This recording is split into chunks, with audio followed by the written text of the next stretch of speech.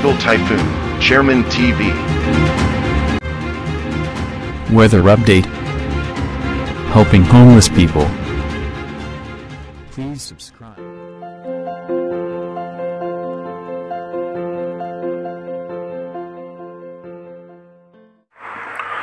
Magandang umaga po. Ito po ang latest update natin para nga po dito sa monitor natin na si Bagyong Marce. Si Bagyong Marce nga po as of 7:30 AM ngayong umaga ay nag-intensify na nga po ito into typhoon category. Ayon po yan sa ating European Center. Tinataglay na nga po nito yung 130 km/h malapit sa gitna at may pagbugso na po yan na abot ng 165 km/h.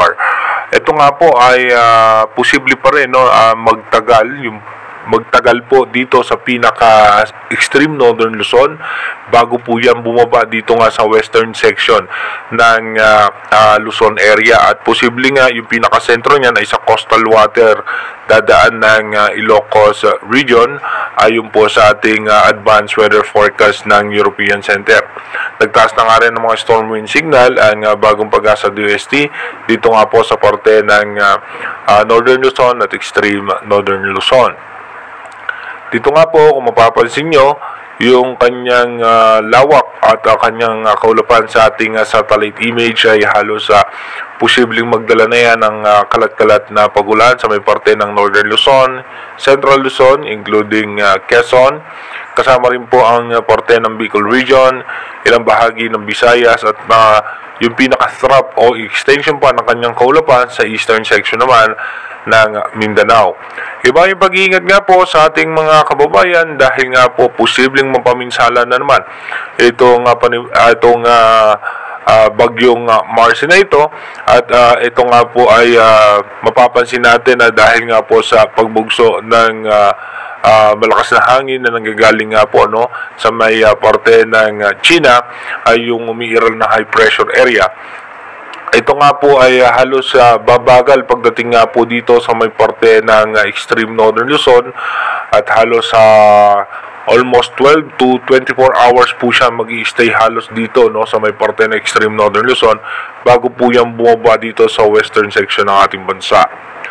Dito naman po sa nilabas na forecast track ng bagong pag-asa DOST, halos hindi naman sila nagkakalayo ng European Center.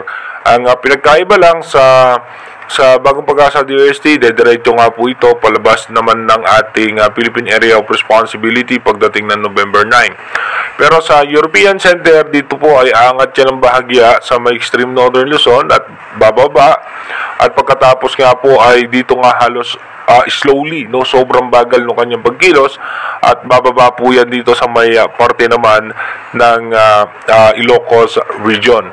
At ito naman po yung storm wind signal number 1 na inilabas ng bagong pag-asa DOST.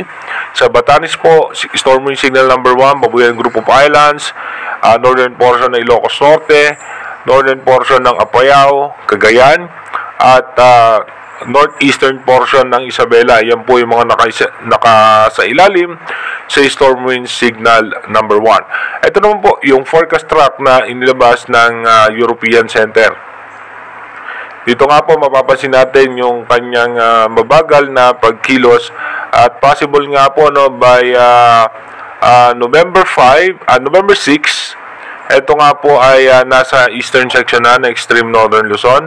At pagdating nga po ng November 7, mas ramdam na nga po yan sa parte ng extreme northern Luzon. Pagdating naman po ng November 8, ito po angat ng bahagya sa may parte ng Basco, Batanes, at hindi natin nirurule out yung posibilidad ng landfall scenario sa parte nga ng Basco, Batanes.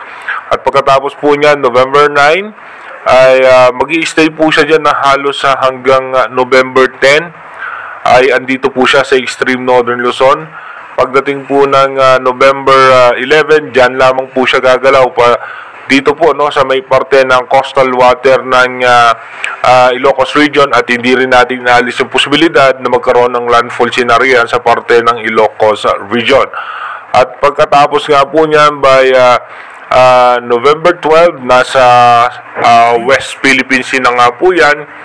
At ito nga po ay posibleng lumabas ng ating Philippine Area of Responsibility, possible po by November 13.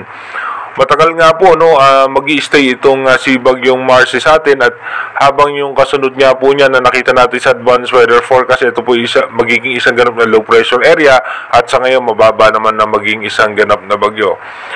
Inuulit po natin iba yung pag-iingat sa ating mga kababayan dahil delikado nga po si Bagyong Marcy. Para naman po doon sa mga nagtatanong kung ito po ba ay magiging isang super typhoon, as of now po sa latest update at pinapakita ng mga graph ng European Center, mababa pa naman po ang tsansa niya na umabot ng super typhoon category. As of now, hanggang sa typhoon category pa lamang po yung ating nakikita sa kanyang mga posibilidad na intensify, or posible pa nga po siyang bahagyang humina kapag nasa parte na nga ng extreme northern Luzon. Again, inuulit po natin yung ating advanced weather forecast is possible scenario pa lamang po yan. Malaki rin po ang tsansa na magbago po lahat yan. Kaya manatili tayong tumutok sa ating advanced weather forecast para malaman natin yung mga posible pang pagbabago ng senaryo ni Bagyong Marcy. Mag-iingat po tayo palagi. God bless po sa ating lahat.